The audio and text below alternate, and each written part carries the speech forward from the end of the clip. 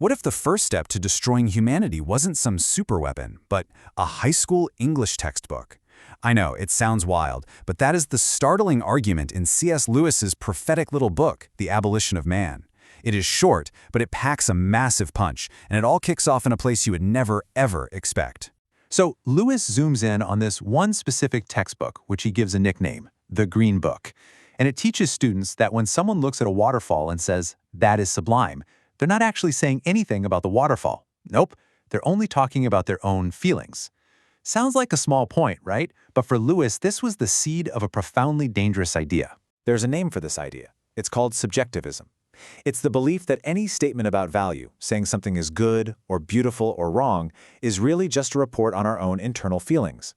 And for Lewis, this wasn't just some harmless philosophical perspective. It was the first thread you pull that makes the whole thing unravel. So let's start there. Section 1, a problem in a textbook. We're going to look at how this one simple lesson, according to Lewis, plants a very dangerous idea. This brings us to Section 2, and to Lewis's most famous diagnosis of the problem. This kind of education produces what he calls men without chests. So, what on earth does he mean by that? Well, Lewis lays out a really simple model of a person. Up top, you have the head. That's your reason, your intellect. Down at the bottom, you have the belly, your appetites, your raw instincts. But the crucial part, the bridge between the two, is the chest. That's the seat of trained emotions, of sentiment, of virtue. The head is supposed to rule the belly, but it can't do it alone. It needs the chest to actually make it happen. And this is exactly what that philosophy from the textbook does. By teaching that all sentiments are just subjective feelings, it essentially removes the chest. It takes a big red X to it. So what you're left with is this total disconnect. You've got pure intellect on one side and raw appetite on the other, with absolutely nothing in between to connect them. This, Lewis says, creates a tragic, almost comical situation. As he puts it, we make men without chests and expect of them virtue and enterprise. In other words, we're removing the very organ that produces morality, and then we act all surprised when people lack courage or integrity. So if we lose the chest, what is it that we're really losing? For Lewis, what's being lost is our connection to a universal moral reality, something he believed was the foundation of every major civilization in history. He calls this foundation the Tao. Now, that's a Chinese term for the way, but he uses it as a kind of shorthand for the idea of objective value, the basic belief that things like justice, honor, and goodness are real, objective things, not just our private feelings about them. And this isn't some isolated concept. He points out that it appears all across the globe under different names. You see it in the Hindu concept of Rita, or what the Stoics and Christians called natural law. They all point to the same fundamental thing, a shared human understanding of how we ought to live. I mean, just look at this example from Confucius in ancient China.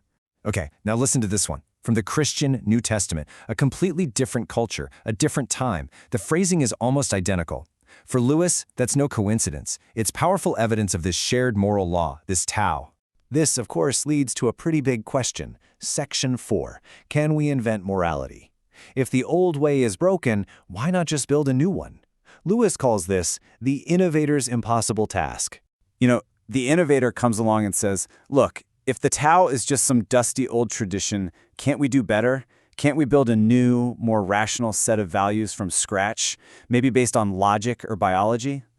Lewis says, well, you can try, but it's an impossible task. Because the innovator immediately falls into a logical trap. Let's say they want to build a new morality based on what's good for future generations. Sounds noble, right? But Lewis asks a simple question. Why should we care about the future? The idea that we have a duty to posterity isn't a scientific fact. It's a value judgment.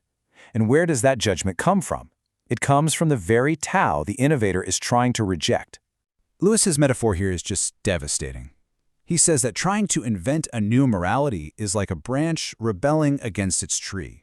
These new ideologies are really just fragments of the Tao, torn from their source. If they ever succeeded in destroying the tree, they'd end up destroying themselves. And that brings us to the terrifying conclusion, the final act. Section 5, the abolition of man. Because this isn't just an academic debate. For Lewis, rejecting the Tao ultimately leads to the abolition of man himself. For centuries, humanity's great project has been the conquest of nature. We've conquered the seas, the skies, the atom. We're getting closer to conquering biology itself.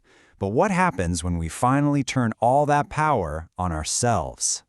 This is the chilling question at the heart of it all. When human nature itself becomes the final frontier to be conquered, who precisely is the conqueror, and who is the conquered? Lewis imagines this ultimate power being held by a group he calls the conditioners.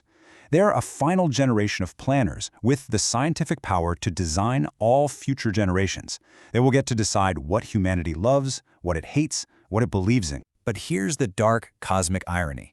The conditioners, by definition, stand outside the Tao. They see all values as disposable things they can create or destroy. So what guides them? Not duty, not goodness, not reason.